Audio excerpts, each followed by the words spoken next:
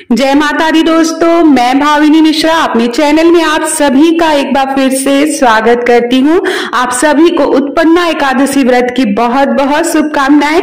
आज उत्पन्ना एकादशी है, तो उत्पन्ना एकादशी के दिन व्रत कथा सुनना बहुत ही अनिवार्य होता है। कथा सुनने मात्र से ही 1000 अश्वमेध यज्ञ के बराबर फल की प्राप्ति होती है। तो आइए सुनते हैं उत्पन्ना एकादशी की व्रत कथा।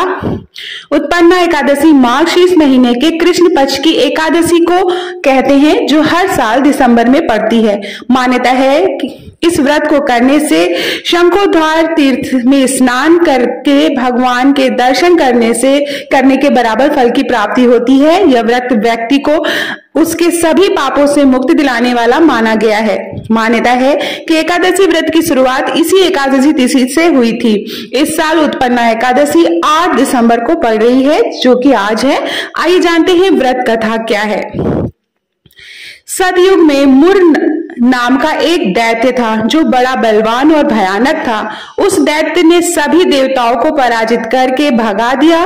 तब इंद्र सहित सभी देवता भयभीत होकर भगवान शिव के पास गए और उन्हें सारा वृत्तांत कहा। तब भगवान शिव ने कहा, हे देवताओं, तुम सभी तीनों लोकों के स्वामी भगवान विष्णु की शरण में जाओ, वे ही तुम्हारे दुख दूर करेंगे। भगवान शिव के कहे अनुसार सभी देवता क्षीर सागर में पहुंचे। वहां भगवान को शयन करते देख हाथ जोड़कर उनकी स्तुति करने लगे।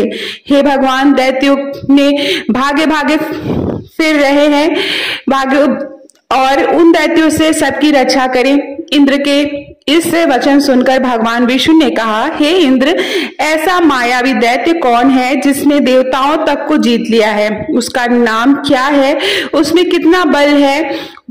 यह सब मुझसे कहो। इंद्र बोले, भगवान, प्राचीन समय में एक नाड़ीजंग नाम का राक्षस था। उसका मुर नाम का एक पुत्र हुआ। उसकी चंद्रावती नाम की नगरी है। उसी ने सब देवताओं को स्वर्ग से निकालकर वहां अपना अधिकार जमा लिया है। वह सूर्य बनकर स्वयं ही प्रकाश करता है, स्वयं ही मेघ बनकर बैठा है और सबसे अजेय है। यह वचन सुनकर भगवान ने कहा, हे देवताओं, मैं शीघ्र ही उसका संहार करूंगा। तुम फिलहाल चंद्रावती नगरी जाओ। इस प्रकार सभी देवताओं ने चंद्रावती नगरी की ओर प्रस्थान किया। उस समय राक्षस मुर युद्ध भूमि में गरज रहा था।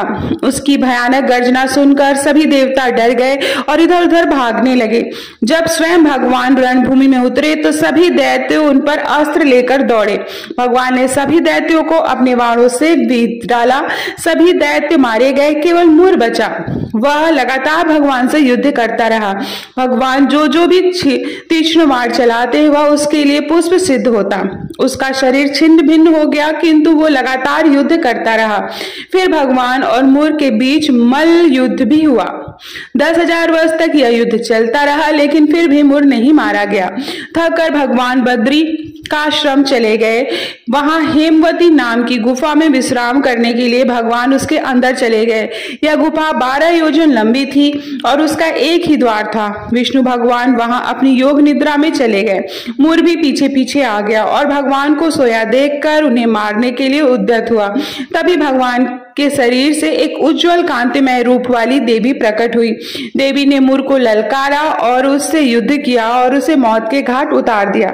श्री हरि जब अपनी योग निद्रा से जागे तो सब बातों को जानकर उस देवी से कहा कि आपका जन्म एकादशी के दिन हुआ है, अतः आप उत्पन्ना एकादशी के नाम से पूजी जाएंगी। आपके भक्त वही होंगे जो मेरे भक्त हैं। तो इस तरह से यह कथा थी उत्पन्ना एकादशी की।